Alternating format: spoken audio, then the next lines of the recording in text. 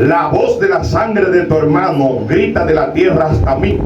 Por tanto, maldito sea lejos de la tierra que ha abierto sus fauces para empaparse con la sangre de tu hermano derramada por ti.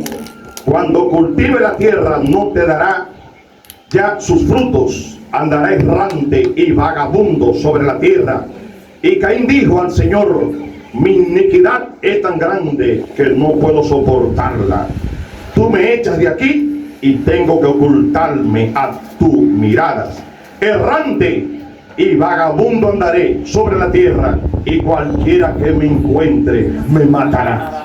Aleluya. Entonces dice el versículo 15: y el Señor le dijo: no será así. Si alguien mata a Caín, lo pagará 7 veces. Y el Señor puso una señal en Caín para que si alguien lo encontraba, ¿qué? No lo matase. Y me pregunto, ¿la señal que Dios puso sobre Caín en ese día fue espiritual o fue física? Reflexión. Fue espiritual. Entonces me hago la pregunta: ¿por qué en estos días los enemigos de Dios están acabando con nosotros? ¿O es que Dios no ha puesto en nosotros una señal y no nos ha hecho invisible ante los enemigos? Dios puso sobre Caín una señal, y esa señal era invisible ante sus enemigos. Y la pregunta que hacemos en esta mañana: ¿qué señal tenemos nosotros? ¿Qué señal ha puesto Dios en nosotros? Ya que lamentablemente el caso, los brujos, magos y hechiceros, exorcistas, todos los que andan en los barrios, andan dándonos pelas a los cristianos. Amanecemos abatidos, amanecemos destruidos. De muchas maneras, son muchas las personas que me llaman internacionales buscando respuestas a problemáticas que están pasando en el pueblo de Dios, pero no encuentran respuestas. Hombres solteros que están pasando por momentos difíciles de la vida. Hombres casados que están pasando por momentos difíciles de la vida, buscando respuestas, teniendo ataques de toda magnitud en el mundo espiritual y en el mundo de los sueños, pero no encuentran respuesta, y me llaman a mí, para gloria de Dios, pidiéndole que le dé respuesta a todas esas inquietudes que muchos no han podido darle, no sé, la preparación. Pero Dios me ha permitido pasar por este conocimiento durante muchos años, para hoy en día en el pueblo de Dios, siendo el menor de todos, como dice el apóstol Pablo, traerme acá para traer palabra de vida. Así que el talento que Dios ha puesto en mí no es el don de lengua, porque no hablo lengua. Hay muchos que vienen a hablar lengua, es el don que Dios le dio. Dios, mi Padre, no me ha dado el don de lengua. Así que vamos a hablar palabra de Dios. Y vamos a encontrar, antes de eso, el tema titular en esta mañana: secreto para conectarse con Dios. ¿Cómo dice? Secreto para conectarse con Dios. El secreto para conectarse con Dios. ¿Cuál es? ¿Acaso cuando Dios me revela a mí grandes misterios, muchas cosas en el mundo espiritual, Él me lo muestra a mí porque sea yo el más santo que todos? No. No. Entonces, ¿cuál es el secreto?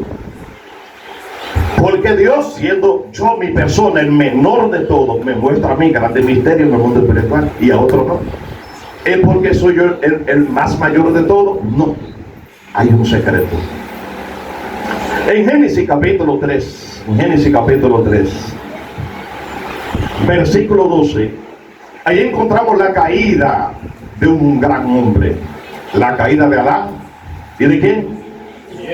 Y de Eva. Hago la pregunta para que no se me duerman en esta mañana. La caída de un gran hombre, la caída de Adán y de Eva. Por allí pasó algo. Cuando ellos cayeron, comieron del fruto prohibido, del cual Dios le había ordenado: no coman de él. ¿Qué sucedió? Algo para allí pasó en su vida. Dice: cuando ellos pecan, que caen en el pecado, entonces el hombre se esconde de Dios. Porque el pecado produce temor. El pecado en la persona espiritualmente produce muerte. Entonces, como el pecado es tiniebla y no quiere saber de la luz, entonces esa tiniebla tiene que esconderse de la luz. Entonces, ya esa tiniebla que invadió a la pareja, Adán y Eva, ya esa tiniebla no soportaba la presencia de Dios. Entonces tenían que apartarse. Y es que yo quería, no es que yo quería, el pecado, la tiniebla que invadía su alma. Entonces cuando Dios aparece, que viene caminando, Ellos se esconden. Y ahí entonces empieza un diálogo entre Dios y la pareja que Dios estableció allí. Por algo me impactó en este capítulo. Es que cuando nosotros leemos la caída, la historia de Caín, así vemos la historia de Judas, la historia de Goliat y de varios personajes en la Biblia, que todo el mundo tiene un hijo, pero nunca le pone Caín. Yo no sé por qué. Todo el que tiene un hijo nunca le pone Caín. ¿Por qué? Porque se nos ha vendido algo negativo de Caín. Y siempre se nos habla de aquel personaje que mató a Abel. Y como fue un asesino, yo no puedo ponerle a mi hijo el nombre de un asesino. Pero nadie le pone Judas a su hijo. Porque Judas fue el que traicionó a Jesús. Y yo no puedo ponerle a mi hijo el nombre de un traidor. Y como Goliat fue el que enfrentó a David, el ejército allí de los filisteos, yo no puedo ponerle a mi hijo entonces a un hijo Goliat, porque Goliat era enemigo de Dios. Y así son las cosas. Y nosotros vemos viendo diferentes historias a través de la Biblia de diferentes personajes que tuvieron una vida amarga. Entonces nosotros nos preguntamos, detrás de todas esas personas con una vida amarga, ¿qué bueno había detrás de ellos? Ese es el detalle. ¿Qué algo de importancia había detrás de esa persona que tenía una vida tan horrenda delante de Dios? Allí habían valores. Allí habían valores que el Hijo de Dios tiene que tomarlo. Uno, cuando David enfrentó a Goliat, allí había algo muy importante que David no poseía, pero Goliat lo tenía. Díganme ustedes, la espada. Miren qué interesante. David, con la piedra que le trae el gigante, no podía cortarle la cabeza. Sin embargo, necesitó la misma espada de Goliat para cortarle la cabeza a Goliat. Y más tarde, esa fue la espada que usó David para seguir decapitando todos los demonios y enemigos que se le iban atravesando por el frente. ¿Qué nos está indicando esto? Que detrás de todas las guerras espirituales que nosotros tenemos contra los enemigos, debemos aprender a quitarle la espada al enemigo para que con su propia espada también poder matar al enemigo. Porque es el mensaje que nos da la palabra de Dios a través de este mensaje, porque no solamente verlo como una historia, no, sino ver que yo puedo sacar de allí. Y así nosotros vemos a Judas, que nadie le pone Judas, mi hijo, por había más Judas, pero nadie mira a los otros Judas. Solamente mira al Judas traidor, por había más Judas. Así es la vida. Y cuando vemos a Judas, vemos allí el traidor. Pero, ¿qué cosa tan grande contiene este hombre? Él tenía algo de importancia. Que cuando Jesús hablaba con él, a sola, hablaba cosas que con sus discípulos no podía hablar. ¿Por qué? Era el más sabio de todo. Era el más inteligente de todo. Era el que se ganó la confianza del maestro. Nos vemos nosotros ganado la confianza de Jesús. Ustedes ven que tantas cosas de importancia que nosotros podemos sacar de aquellas personas que aparecen con una historia horrenda, pero detrás de ellos hay valores que debemos tomarlo de ellos para aplicarlo en nuestra vida, en el aspecto positivo de nuestra vida. Y así nosotros nos enfocamos entonces en la historia de Caín, tomando a Caín, porque nadie le pone Caín, el nombre a sus hijos Caín, pero vemos allí que algo me impactó, estudiando la palabra de Dios en esta semana, me impactó la historia de Caín. Uno, cuando leo Génesis capítulo 3, y Dios llama a la pareja para conversar y entablar una conversación con ellos.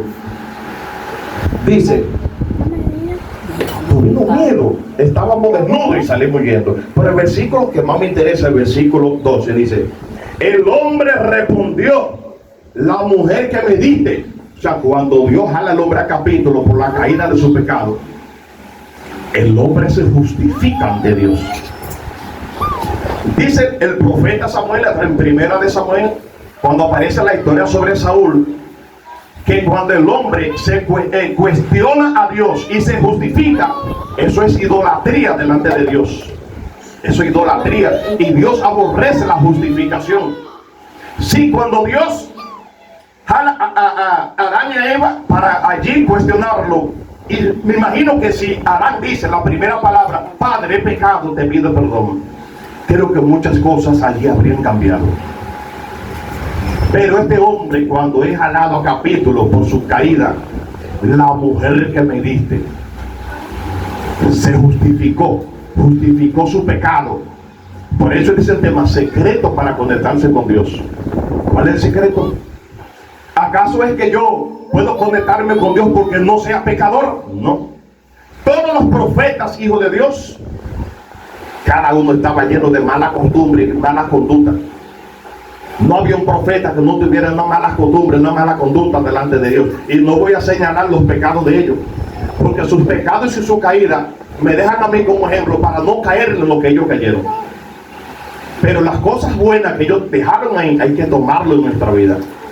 Abraham fue un hombre conocido como un hombre amigo de Dios, el padre de la fe, pero un hombre con muchos defectos y muchos problemas. David, un hombre, un corazón conforme de Dios. Pero cuando miramos la historia de David y la historia de Saúl, los pecados de David fueron más horrendos que los pecados de Saúl.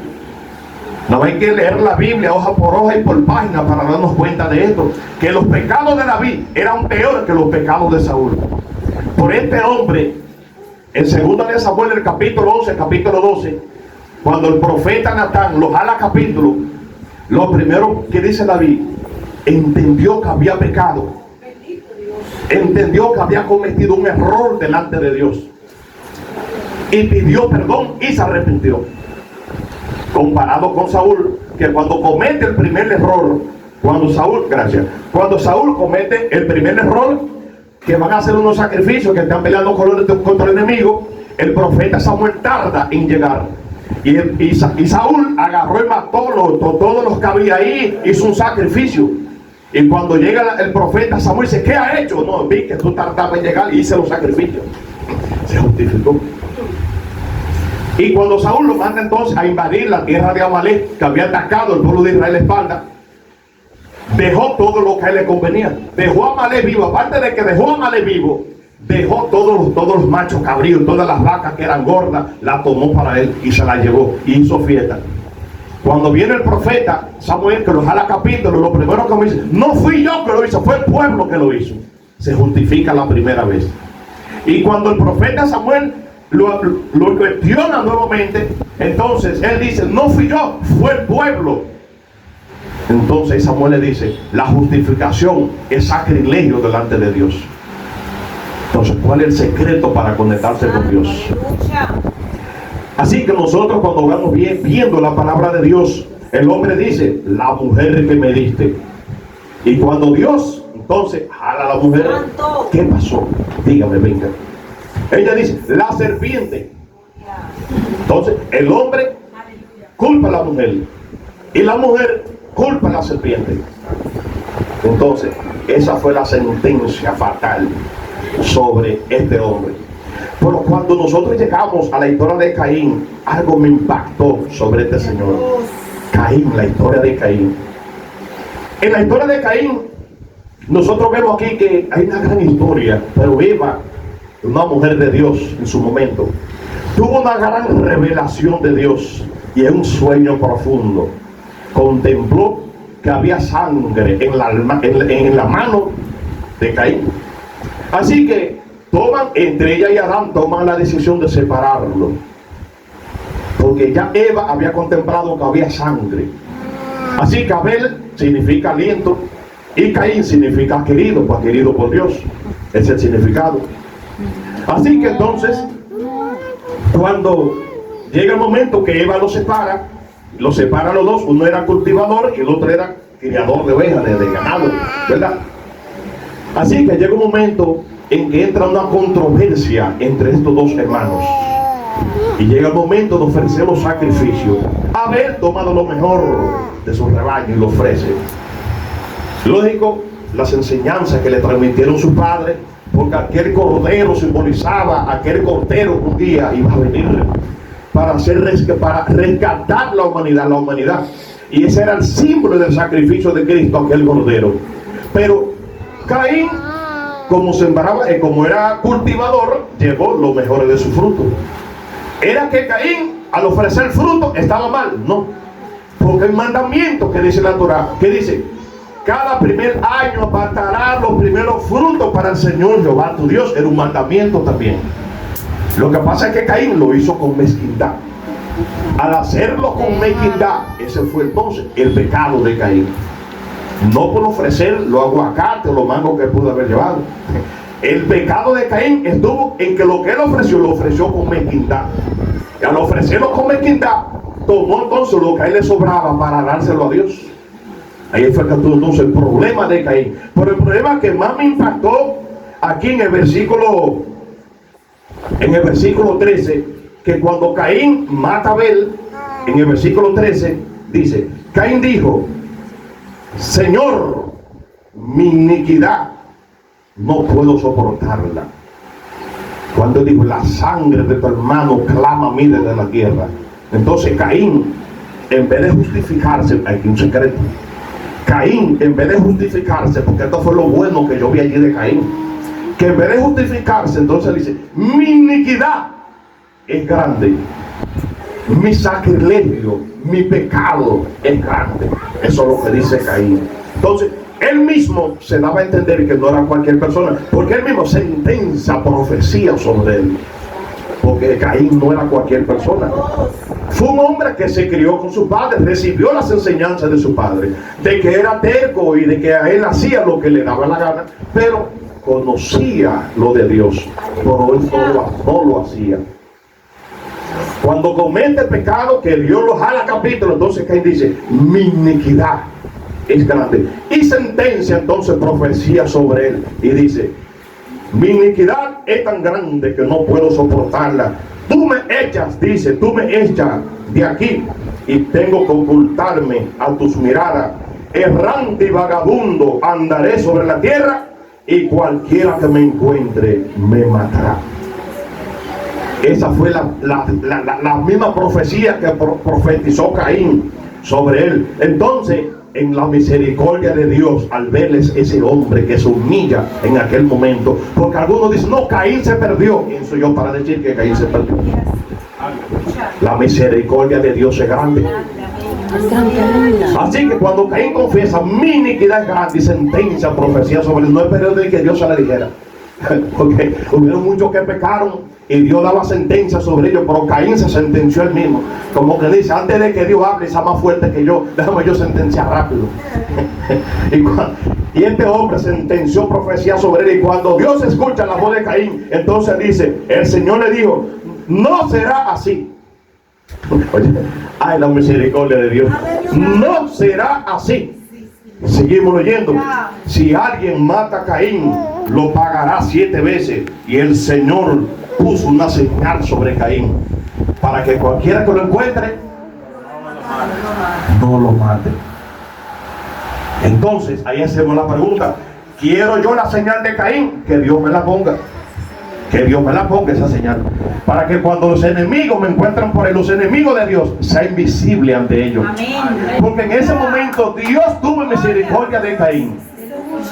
¿Acaso cuando él sentencia la profecía: errante será en tierra, esa profecía en Caín no se cumplió? ¿Por qué? Ese es el misterio. Esa profecía en Caín no tuvo cumplimiento.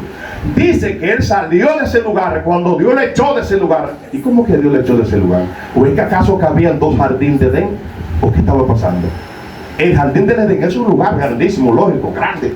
Y cuando Caín y Abel se separan, Caín se va a la parte de oriente, se va a esa parte, que era la parte oriental, pero pertenecía al Edén. Así que cuando Adán y Eva son expulsados de ese lugar, Caín y Abel no están ahí. ¿Me están entendiendo? Caín está en otro lugar. Entonces me echa de este lugar, pero como que me echa si ya Dios había echado a Adán y a Eva. Entonces, ¿cómo que te van a echar de allí? Entonces él estaba en otro lugar.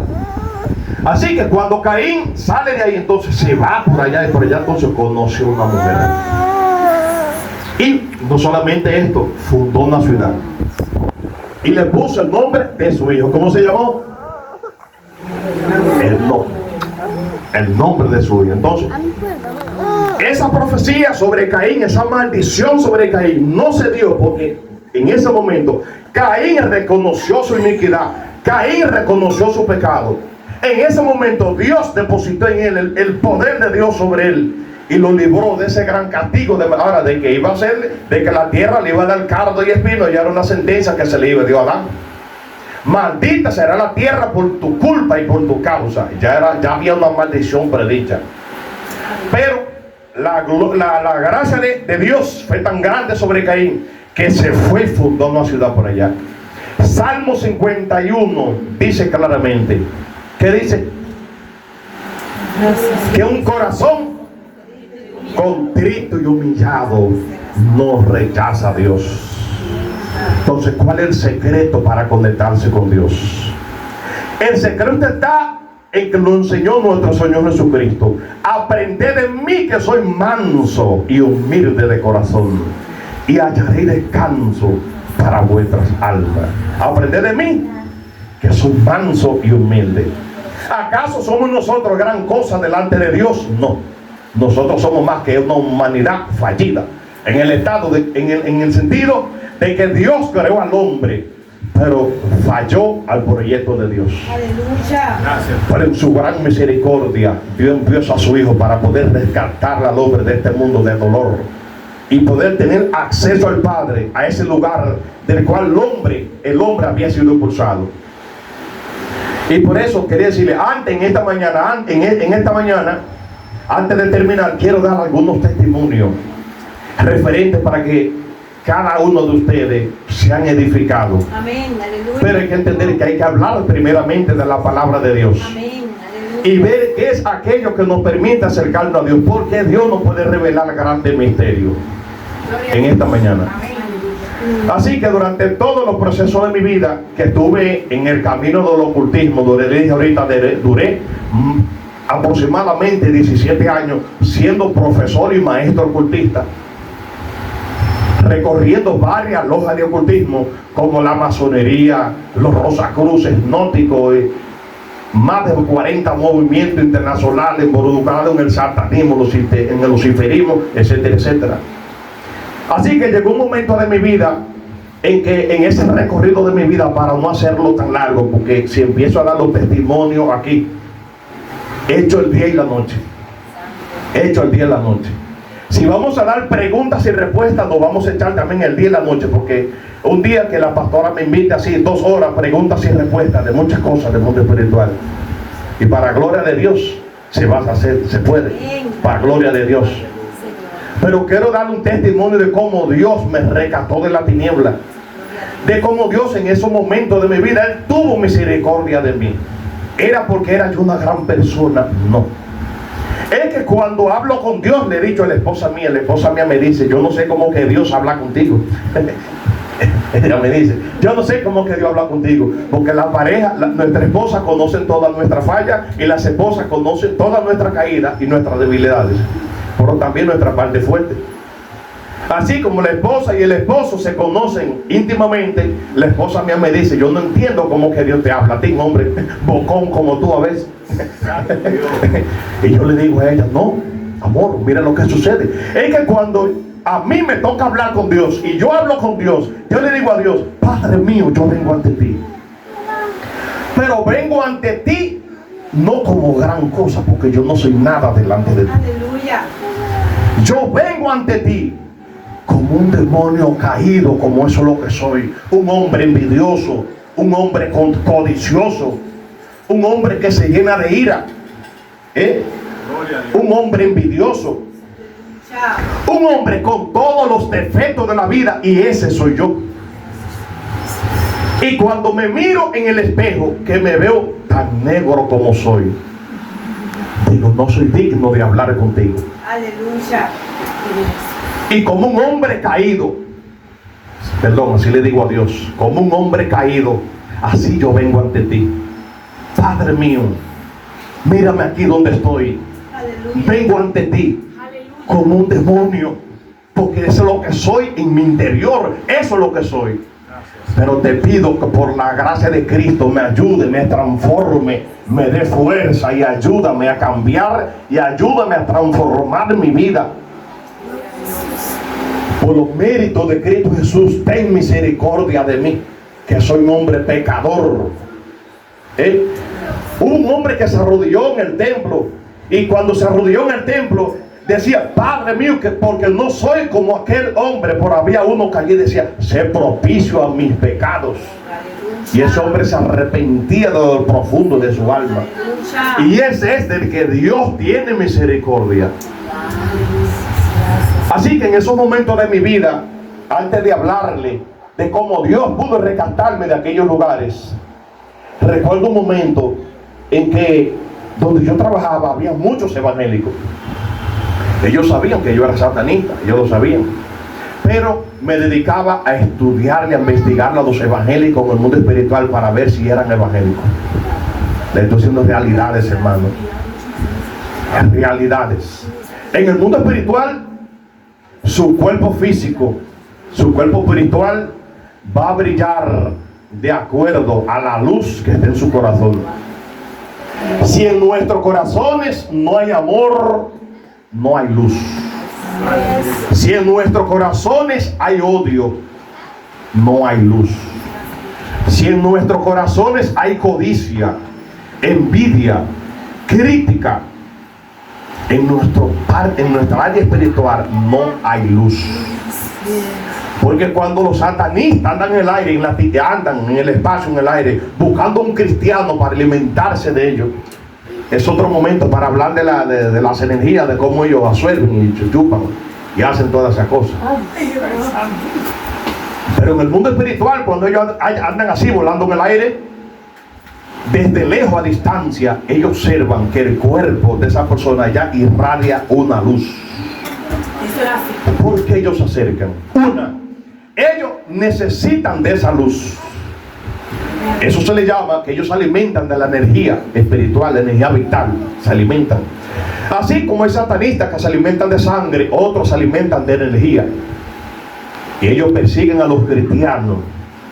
Entonces en el mundo espiritual le clavan los tornillos por la columna de acá arriba, o le chupan el dedo gordo del pie derecho. Y por ahí entonces lo dejan destruido y abatido. Al otro día aparece el cristiano agolpeado y abatido, que no sabe por qué, derrengado totalmente, y no sabe qué pasó. Otros ataques que se dan en el mundo espiritual son los ataques relacionados en el aspecto de la morbosidad. Hablo en términos, porque hay niños y no se puede hablar directamente. Pero allí entonces son los que aparecen entonces los cristianos, tanto mujeres como hombres, que aparecen los sueños. Ya ustedes saben, son ataques de la tiniebla para acabar con el cristiano. Aparte de que el cristiano aporte esa luz, ellos necesitan alimentarse de esa energía. ¿Para qué? Dos cosas. Una, ellos se alimentan y se rejuvenecen con las energías, y el cristiano pierde la fuerza y pierde todos los poderes. Porque ya el cristiano, esa facultad que él tiene de reprender, de enfrentar a la tiniebla, ya no la tiene por tener una caída. Así que recuerdo un momento de mi vida en que me llevaron a un templo de brujas. Recuerdo ese momento para alimentar varias brujas que estaban en un lugar. Me llevaron a un lugar para alimentar varios personajes. Cuando me llevan a aquel lugar, porque tenía muchos años con una fuerza que ustedes no se imaginan en el mundo de la tiniebla, y ya me manejaba en el mundo espiritual, me manejaba de manera muy consciente. Conocí muchos templos en el mundo espiritual. Tuve la oportunidad de ser invitado a pertenecer a diferentes templos satanistas en el mundo espiritual. Tuve oportunidad de conocer los templos que están en el Tíbet, donde están los yogas hindúes. Tuve también esa oportunidad de ser llamado a pertenecer a los templos de la logia negra en el mundo espiritual. Así que al tener esa facultad, muchos me llamaban para pertenecer a esas escuelas. Así que de manera consciente, una noche me tomaron unas brujas y me llevaron a un templo de brujas donde habían varias mujeres. Cuando llego allá le digo: ¿por qué me trajeron a este lugar? Y me dicen: te traímos porque esta señora que está acostada en esa cama necesita alimento. Y le digo: ¿qué alimento ella necesita? Me dicen: que viva con ella. Porque allí se pasa por cosas tan horribles, donde el satanista tiene que tener estas relaciones hasta con demonios para ellos poder ascender y pasar de niveles. Mis hermanos, así que cuando veo aquí a aquella mujer puesta un esqueleto y feísima, ya ustedes saben, hermano, me negué a tal acción. Dije, no lo voy a hacer. Así que me cayeron encima más de 7 brujas en aquel momento. La gente les llama brujas, pero no eran brujas, eran magas negras. Pertenecen a otro nivel de ocultismo más alto que la brujería, porque trabajan directamente en la región de la tiniebla con Lucifer y directamente con Satanás directamente. O sea, pertenece a otro nivel de la tiniebla. Así que, mis hermanos, pude salir, todavía no era cristiano, no estoy hablando de un momento en que me manejaba en el mundo de la tiniebla. Así que, mis hermanos, Dios empezó a tratar conmigo poco a poco durante todos esos años. Hubieron momentos de mi vida en que yo deseaba que apareciera una persona y me cortara la cabeza con un machete. Yo quería poner la cabeza en un pilón, así, mira, mis hermanos, así, mira, así, así, así. Y que apareciera una persona con una hacha y me le pegara mi cabeza. Porque no tenía paz. En mi vida no tenía paz. Muchos conocimientos, pero era un miserable. Muchos conocimientos, pero un hombre abatido y destruido. No tenía paz en su alma. Una noche recuerdo, entré donde un pastor en una iglesia, le dije, pastor, ore por mí porque yo no tengo paz. Y empecé a llorar. Me arrodillé en la iglesia, pero aún así seguí vagando en el mundo del ocultismo. No me apartaba de ese mundo. Así que, mis hermanos, una noche recuerdo, estando en el mundo de las tinieblas, me encontraba flotando en el aire. ¿Ustedes han visto esa película de Goku? Los que vieron a Vegeta, a Goku, Majin Buu, todas esas películas, ¿recuerdan? En los años 96. Esa era la forma de cómo me manejaba en el mundo de la tiniebla. A una velocidad más rápida que la luz, a una velocidad más rápida como el pensamiento también, dependiendo de los poderes que porta el mago. Así que en esos momentos, estando batallando allá, me encontraba en una región del abismo. Estaba allá en lo profundo del abismo. Y estando allá, aparecieron más de 30 entidades tenebrosas que empezaron a hacerme la guerra en el mundo espiritual. Porque la gente se pregunta, ¿acaso un satanista, un brujo no tiene ataque en el mundo espiritual? Claro que sí. Hay brujas que han agarrado a un brujo y lo han matado. Hay brujos que han muerto producto de las brujas, porque el brujo dice, no, yo no soy atacado porque yo soy brujo. No, en el mundo espiritual 7 y 10 brujos se reúnen y acaban con brujo y lo matan en la misma noche. Le estoy diciendo realidad de mi vida, que yo la viví durante muchos años, donde en muchos momentos de mi vida me tocó pelear con 10 y 7 brujas juntas en el mundo espiritual, porque los magos negros y tenebrosos ni ellos mismos se entienden. Cuando un cristiano se encuentra con un cristiano en el mundo espiritual, son hijos de Dios. Pero cuando un príncipe de la tiniebla se encuentra con otro príncipe de la tiniebla de otro lugar, los dos se matan como perros porque ni ellos se llevan. Así que, mis hermanos, cuando me vi en aquellos lugares así, estaba en el espacio, en el aire, formando los que le llaman los tenebrosos, la pentalfa, la estrella de 5 puntas en el aire, en el espacio, me encontraba. Y allí entonces enfrentaba a todos los tenebrosos y me encontraba con una fuerza donde iba venciendo. Muchos iban cayendo ante mí en ese momento. Muchos iban cayendo destruidos en ese momento ante mi presencia. Porque duré muchos años practicando mucha magia y tenía unos poderes de la tiniebla que eso eran terribles en ese momento. Así que poco a poco los príncipes de la tiniebla me fueron llevando a otro lugar hasta que me encontré en un lugar más allá del abismo. Entonces en ese momento me aparece un terrible demonio que reprendo en el nombre de Cristo Jesús. Me aparece un terrible demonio y me dice, yo quiero que tú pertenezcas a nuestra escuela. Y yo le dije, yo no quiero pertenecer a tu escuela. Él me dijo, yo quiero que tú pertenezcas. Te dije que no. Entonces ese demonio, mirándome sentado en una silla, fijamente, contempló todas sus pupilas de su mirada dentro de mis pupilas de mis ojos y con una fuerza irresistible le dije, lo miré profundamente, creyéndome un gallito en el mundo de la tiniebla. Lo miré y le dije, no. Y él me dijo, te atiene a la consecuencia. Cuando él me dijo, te atiene a la consecuencia, mi alma fue tomada en ese momento y encarcelada en una cárcel espiritual. Y vaya ahora el miedo. Porque allí, mi alma, mientras trataba de escaparse de aquellos lugares de la tiniebla, mi alma no podía. Brincaba, saltaba con todos los poderes que había poseído, pero en aquel lugar del abismo, los poderes que había adquirido en esos momentos no valían nada. Porque las entidades que estaban en aquel momento eran poseedores de una tiniebla más fuerte que la que creía que poseía, ante aquellas entidades de demonios. Así que mientras mi alma en aquella cárcel brincaba, saltaba de aquí para allá, entonces me metí en pánico y en miedo y dije, ay de mi pobre alma encarcelada en estos lugares de tiniebla.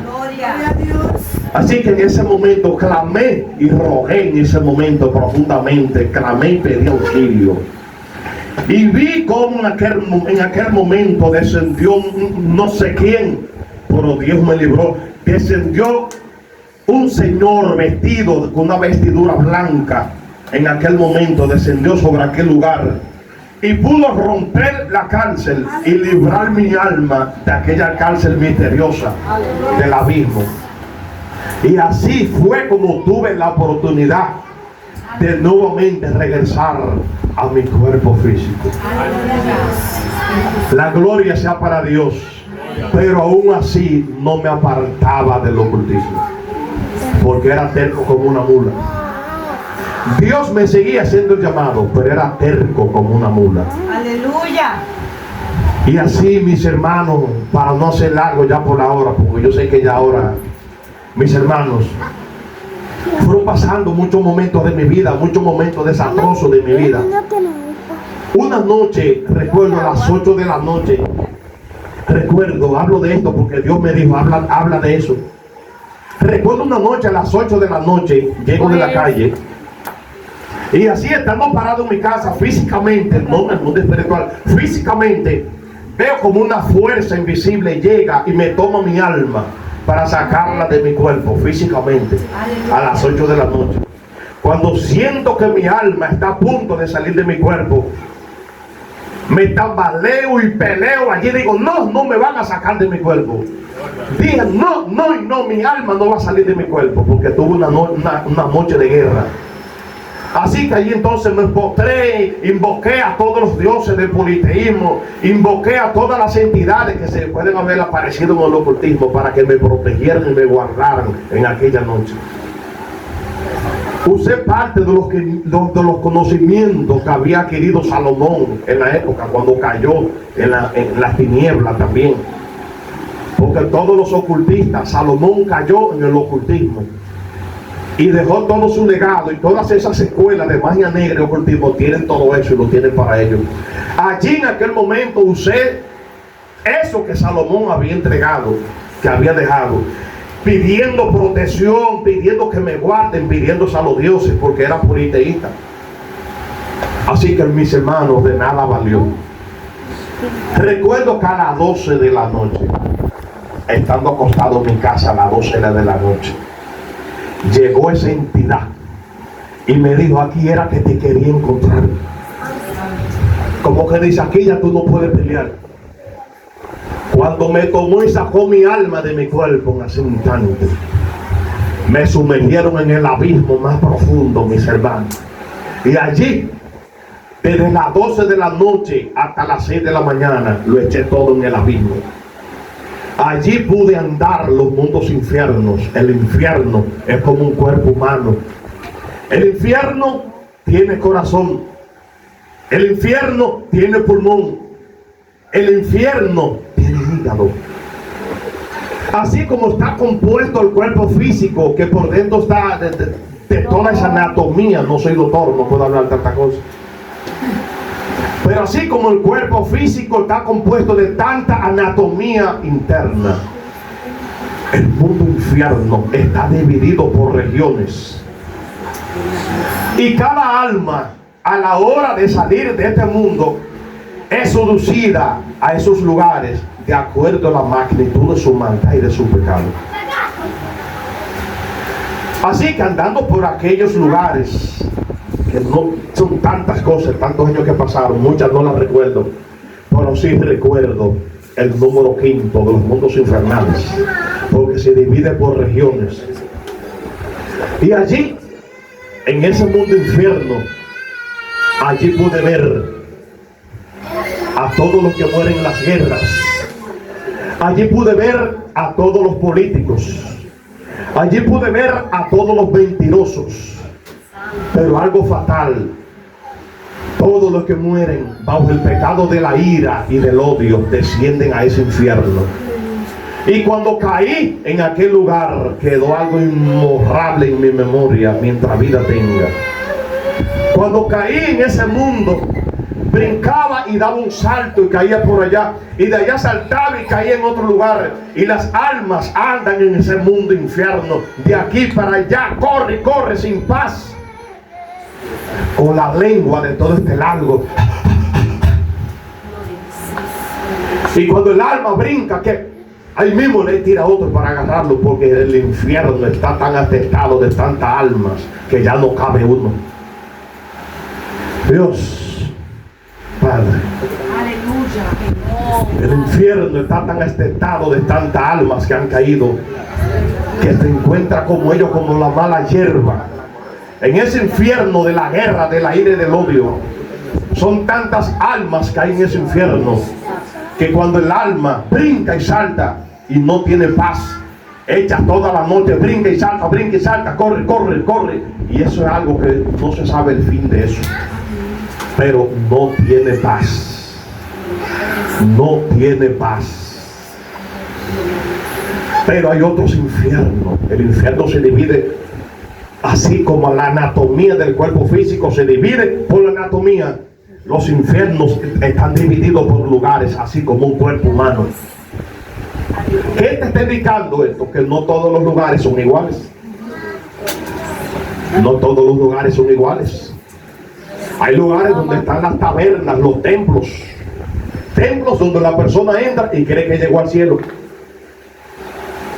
Personas vestidos con vestiduras largas, con todas sus corazas de sacerdote. Y son sacerdotes de la tiniebla en el abismo. Y eso existe porque yo lo vi, lo viví, mis hermanos. Esto es real. Y si el Padre me dijo que hablara en esta mañana de eso, tenemos que luchar en esta existencia, en nuestra vida, para no llegar allí. Porque hay algo, hay un tormento más fatal entre las almas caídas que bajan a los mundos infiernos. Hay un tormento, ¿sabe cuál? Aquellas almas que allí saben que estuvieron aquí.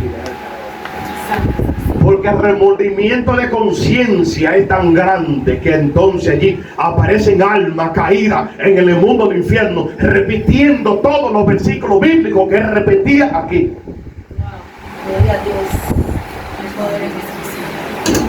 Realidades, hermanos. Si fue cristiano y nada más le gustaba leer la Biblia, pero no la vivía, entonces allí se pasan los mundos infiernos solamente repitiendo versículos, memoria tras memoria, memoria tras memoria, repitiendo. Y algo, el cargo de conciencia que caiga sobre el alma caída, que sabe que tuvo un cuerpo físico, sabe que tuvo la oportunidad en el mundo físico, pero no la aprovechó al máximo. Entonces el cargo de conciencia que cae sobre el alma, de recordar aquella gran oportunidad, entonces allí clama para volver a tener otra oportunidad. Pero entonces allí es tarde.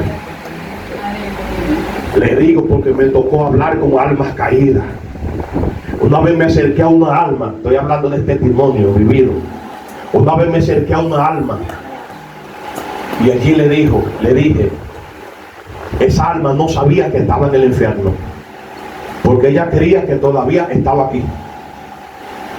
Quería que estaba, ¿dónde? Quería que estaba aquí en la tierra.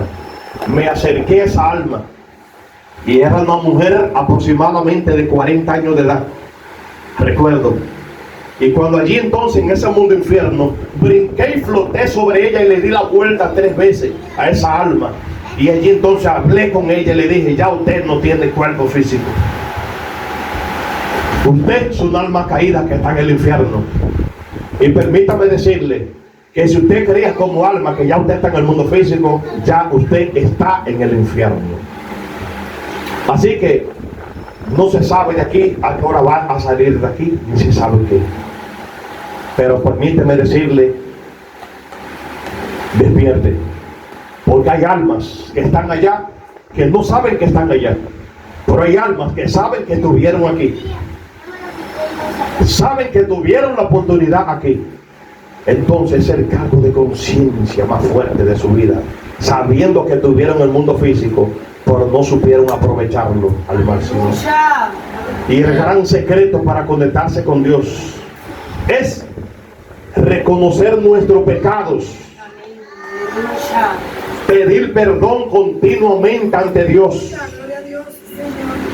aprender a perdonarnos unos al otros, que no haya en nuestra vida un derecho de legalidad al maligno, para que él entonces los mundos infiernos nos reclame nuestra alma. Que aprendamos a pedir perdón de manera constante, de manera continua. Que cuando cometa un error, cuando cometa un pecado delante de Dios, le diga, Padre, yo no quiero ser así. Caigo, te pide perdón, pero vuelvo y caigo. Te pido, pero vuelvo y caigo. Padre, yo no quiero ser así, perdóname. Pero un día tienes que frenarte, porque si sigues de caída en caída, te va a sorprender la muerte en caída. Entonces ahí es fuerte. Hay que tratar de levantarse y decir, ya no más. Y vivir una vida de humildad. De Jesús dijo, aprended de mí, que soy manso y humilde de corazón, y hallaré descanso para vuestra alma, siendo el Hijo de Dios, sentado a la diestra de Dios. Aleluya. Dice el libro de los Hebreos, renunció a la gloria de Dios y vino entonces y se hizo humano, humillándose hasta lo sumo, como rebajándose, haciéndose un poco menor que los ángeles. Y ese fue el Hijo de Dios. Y ese fue el gran ejemplo que nos dejó Jesús. Porque es que nosotros no somos nadie en esta tierra. Nosotros no somos nadie. Por eso dije el apóstol, aquel que se cree ser gran cosa, mira que no es nada. Nosotros somos más que trefes miserables. Siempre lo he dicho en alguna entrevista. Y Camilo Quiñones me dice, Samuel, no lo digas. El hermano Camilo, que allá está en San Pedro. Cuando yo le digo a Camilo Quiñones, hermano, nosotros los que somos en esta tierra no me que trefe, nosotros no somos nada. Mira, Samuel, pero no te rebajes así tanto, que no. Es que delante de Dios, Camilo, yo no soy nada. Porque es que si me creo ser grandes cosas, ¿cómo puedo acercarme a Dios? Y así fue como Dios pudo mostrarme la iglesia en el mundo superior. Para concluir, un mensaje para la conciencia. Dios me dio la oportunidad de entrar al mundo espiritual. Y allá en el mundo espiritual me dijo, cuando el cristiano es aceptado en la iglesia, en el mundo espiritual, porque si está en la iglesia física, por la iglesia en el mundo espiritual, yo puedo ser cristiano aquí, pero y allá. Yo soy cristiano aquí, pero y allá. Dice, cuando el cristiano es aceptado como cristiano en el mundo espiritual, allá se le hace una fiesta. Eso es bíblico, porque Jesús lo dijo. Cuando el cristiano es aceptado como cristiano en el mundo espiritual se le hace una fiesta. ¿Quiénes se la hacen? Los ángeles. ¿Quiénes se la hacen? Los maestros que están ahí. Muchos estuvieron aquí, Moisés. No se lo llevó Dios. Están ahí muchos. Porque cuando Jesús, allí apareció también Elías. Y allí en esos mundos está también el apóstol Pablo. Le estoy diciendo cosas vividas. Allí está el apóstol Pablo. Allí hay grandes profetas de Dios en el mundo espiritual. Allí están maestros y ángeles. Y reciben al Hijo de Dios y le dan una bienvenida a la iglesia en el mundo espiritual. Aleluya. Y el nombre de la iglesia se llama, que lo tengan presente,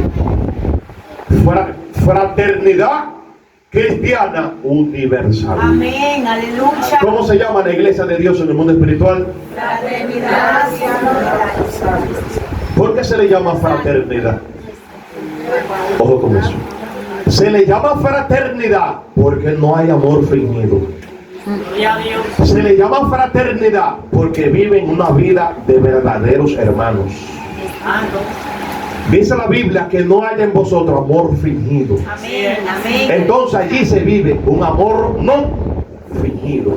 Allí se vive una vida de fraternidad. Porque dice la Biblia que en la iglesia nadie tenía, yo tengo necesidad de esto, porque nadie decía ser suyo lo que poseía, porque todos tenían todo en común. ¿Cómo se le llama eso? Fraternidad. Y Jesús fue el fundador de esta fraternidad. De que las iglesias se hayan olvidado de eso es una cosa, pero Jesús fue el fundador de la gran fraternidad cristiana aquí en la tierra, y vino y trajo el mensaje de Dios al mundo. Las iglesias a través de los miles de años se han olvidado de esto, pero debemos aprender a vivir como hermanos la vida de fraternidad. Por eso en los mundos espirituales, en el mundo espiritual, la iglesia se llama fraternidad cristiana, porque se vive una vida de fraternidad. Una vida de fraternidad cristiana, porque siguen a Cristo. Universal, porque Dios es universal, porque el evangelio de Cristo es universal, y ese evangelio es de Dios, y ese Dios es el Padre de las luces, es el Dios de la eternidad, es el Dios de la inmensidad, y es el Dios del todo el infinito. Ni tiene principio de día ni de noche. Y por eso la iglesia se llama Iglesia Fraternidad Cristiana Universal. Este es el mensaje para esta hora, y que quede en cada uno de nuestros corazones, para la gloria de nuestro Dios. Pedimos que el poder del Espíritu Santo de Dios descienda sobre cada uno de ustedes en esta hora. Pedimos en esta hora, amado Dios, que si hay alguna persona en esta hora, Dios, que está pasando por dolor, enfermedad, oh amado Dios, que tú ordenes a los ángeles de la medicina, a los ángeles que en el mundo espiritual pertenecen a los hospitales, en el mundo espiritual, ángeles que son de la medicina, que pueden en el mundo espiritual venir así por medio de una inyección y ser sanos para siempre. Amado Dios, que Dios mande a los ángeles de la medicina para que depositen ese medicamento, esa medicina que cada uno de ustedes necesitan, donde quiera que haya un dolor allí, oh Dios, que tú seas sanando aquel lugar. Amado Padre, que ordenen esta hora que los 7 arcángeles que están ante tu presencia desciendan sobre cada uno de nosotros, poniendo orden en nuestra vida, en el sentido financiero, en el sentido de la familia, que haya amor, armonía y unidad en la familia. Que el arcángel del amor descienda también inundando nuestros corazones de amor, ya que hace falta, Padre amado, en tu pueblo nos hace falta amor. Inunda nuestros corazones de amor, en el nombre de Cristo Jesús. Amén, amén y amén. Gracias, amado Dios.